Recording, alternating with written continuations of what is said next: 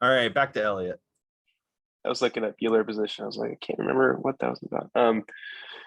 Yeah, I guess like I was saying, I needed to take a like beginner's look at Compose, how to transfer my traditional layout knowledge to the Compose world because it's past 1.0 now, and I've seen Jordan work on all the iterations in the last year or so. And also, there are large enterprise applications consuming it and adopting it and pushing it as well. So it's about time. And I thought no better way than looking at Wordle. Let's check out some of the nuances of Wordle. I can't remember what today's is or not, but I did do today's. My wife and I like to do them in the mornings. But a couple things here, like you have those animations on each reveal. You have like the one thing I noticed right away when I learned Wordle was like, why would they give us a keyboard? But obviously, it gives you hints as to what's been used, what is there, what isn't there. So let's just do this one. I think it's this word. Yeah.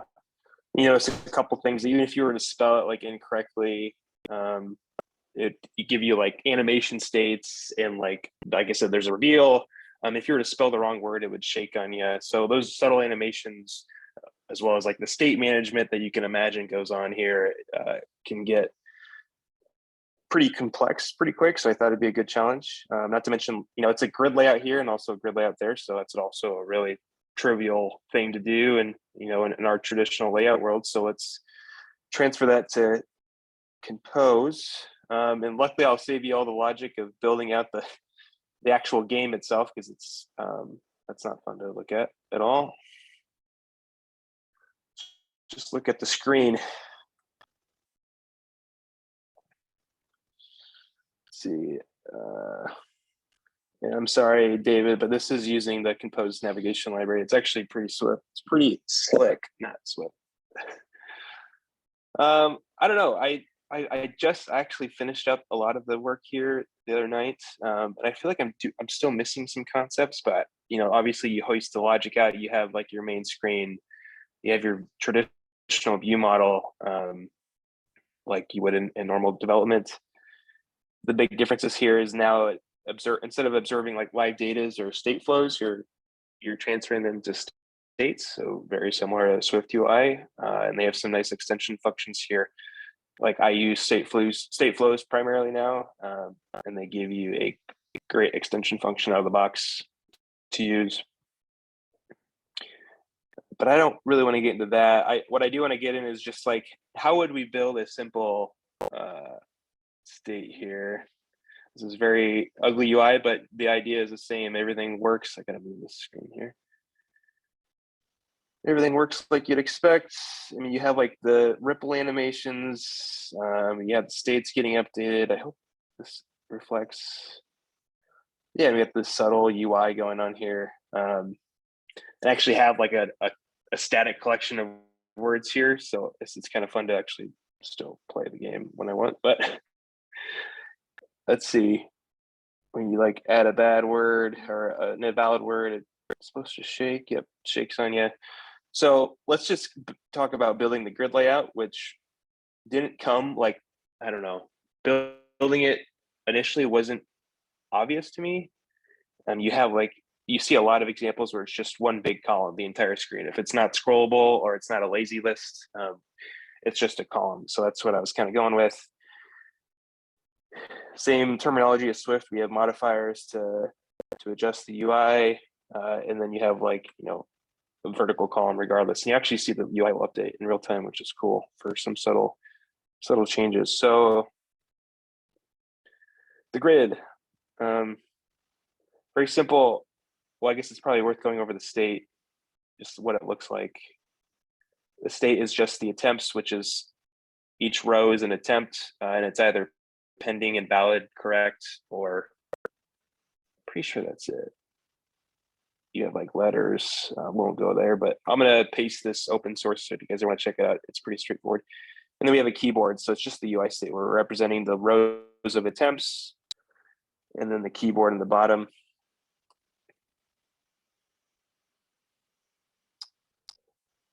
So yeah, thinking in Compose, it's very stack oriented, just like Swift. We have the grid first. again, it's another column. So you want to like say, I want to get this many rows and this many columns, and they all have to be the exact same size. And I actually struggled with that at first. I wasn't 100% sure how to get exactly what I was looking for. And you have each column. I just went by for every column.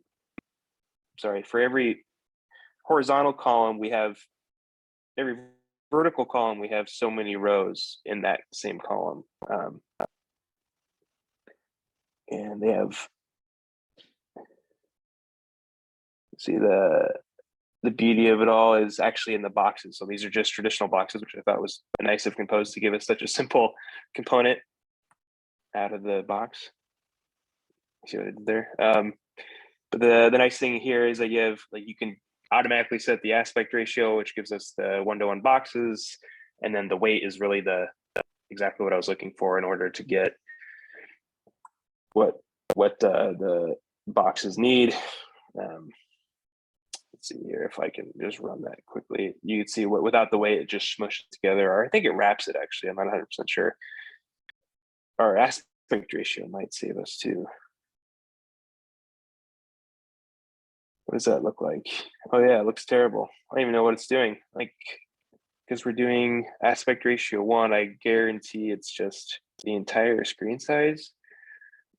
It's one thing too, it's hard to like kind of debug what's going on without just faking it and figuring out what's going on. I'm not really sure. I guess the big aha moment for me wasn't like the layout. You'll kind of grok the layout over time, but what I really wanted to learn is how to do the complex animations that we do in traditional layouts. So I actually just like finished some of the shaking, like the shaking UI when you enter the wrong word.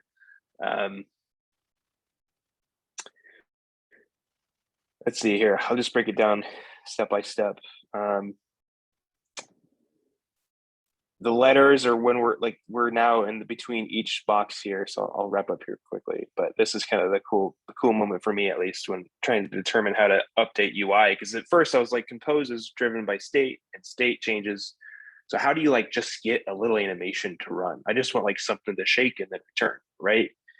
And everything's driven by this animate API as state. So like every time the animation runs or it's updating a value, the state and the state updates and the compose recomposes. But it's all behind the scenes and it's very efficient. And I haven't quite grokked how it's doing that behind the scenes because it just feels unintuitive, especially in the Android ecosystem. So looking at just the shake, get this to run quick.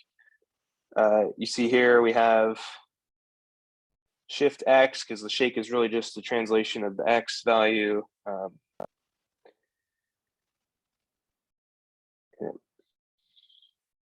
Just remind us what that looks like, just a couple shakes. And then we also have this animation, but the thing about animation is it has to be based on this target value. And if that target value isn't updated, the animation will never run, which sounds obvious now, but like for instance, if you were just to have this as like 10F, you would never see the animation run ever because it's always the same. Again, sounds obvious, but it's like, I just want this animation to run by this amount at first. And I couldn't get it to run, but then I realized that if you set that to a value that is in the remembered state of the composable, you can update that in real time. And right here, I'm updating it inside of a launched effect.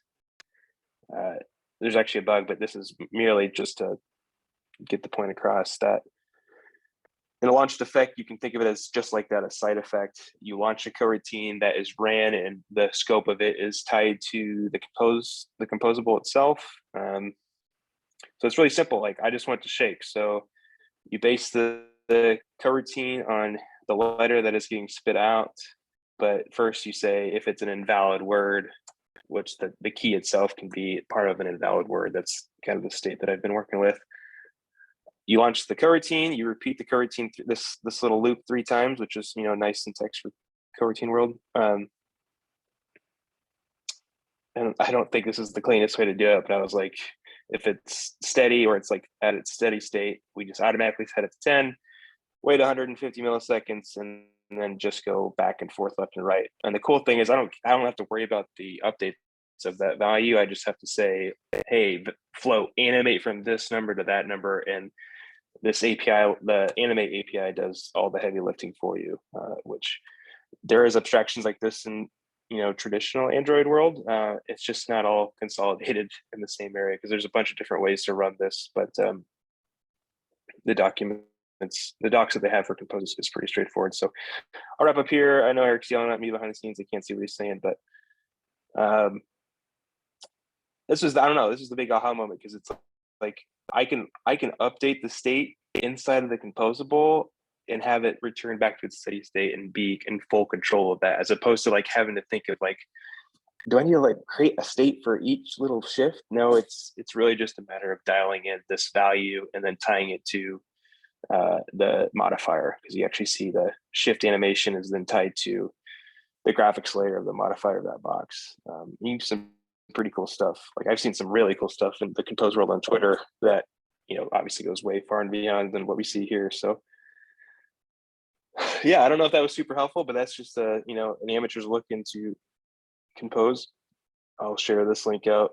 And like I said, the real guts of it, the nuts and bolts, are in the view model, where we actually set the state up to play the game, but the UI is still fun too.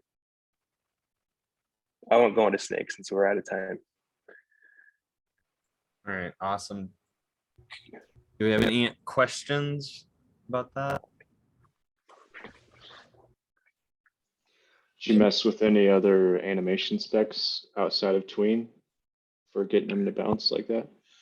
Well, like there's like spring, and you can set a really loose value for spring, and I thought maybe you could rig it up so that it like just flicks to one side and goes back, but I guess I didn't really come to a final concluding way to do that. So I thought just like, let's just shift really quick back and forth, as opposed to like spring, which would probably be more appealing from like the cosmetic point of view. But yeah, I'll just post a link. I have open GitHub for it. It was kind of fun. The snake part was easier, only because the snake is just moving on a 2D world, and you're catching gestures on the UI to move the snake around. But I was inspired by some video I saw on YouTube where people were creating algorithms for like the most optimal snake. I didn't get to that point yet. I just wanted to get it working at first. So yeah, Jordan, did you notice anything like at someone who's worked with Compose for a while? Did anything pop out as like glaringly wrong, or something that you would have done differently? No, so I haven't really worked with Compose much at all, other than a couple of POCs, and yeah, we're just starting to adopt it at FanDuel, so I'm definitely in the learning phase too. Looked awesome though. Hi guys, I have a question.